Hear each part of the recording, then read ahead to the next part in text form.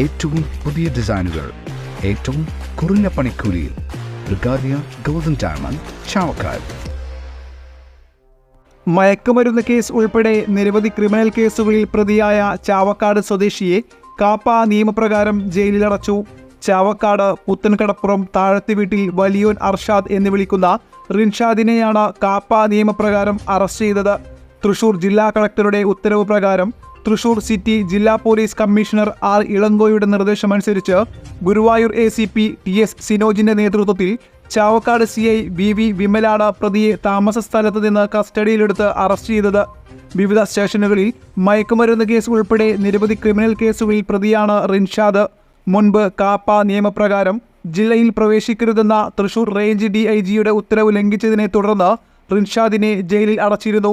കഴിഞ്ഞയാഴ്ചയാണ് ഇയാൾ ജയിലിൽ മോചിതനായത്. അറസ്റ്റ് ചെയ്ത പ്രതിയെ വിയൂർ സെൻട്രൽ ജയിലിൽ ഹാജരാക്കി കരുതൽ തടങ്കലിൽ പാർപ്പിച്ചു. സബ് ഇൻസ്പെക്ടർ KR റെമിൻ, CPOമാരായ വിനോദ്, ബൈജു, റോബർട്ട്, അനൂപ് എന്നിവരും പ്രതിയെ അറസ്റ്റ് ചെയ്ത സംഘത്തിലുണ്ടായിരുന്നു. അന്താരാഷ്ട്ര നിലവാരമാർന്ന 100% സംശുദ്ധമായ silver jewellery collections, hand crafted classic silver ornaments, platinum പോലെ silver, Alukkaran silver jewellery, Chettuva road, Chavakkad, Chettuva road, Vadanappally. Guruvayur മണ്ഡലത്തിലെ നാട്ടുവാർത്തകളുമായി സർക്കിൾ ലൈവ് ന്യൂസ്.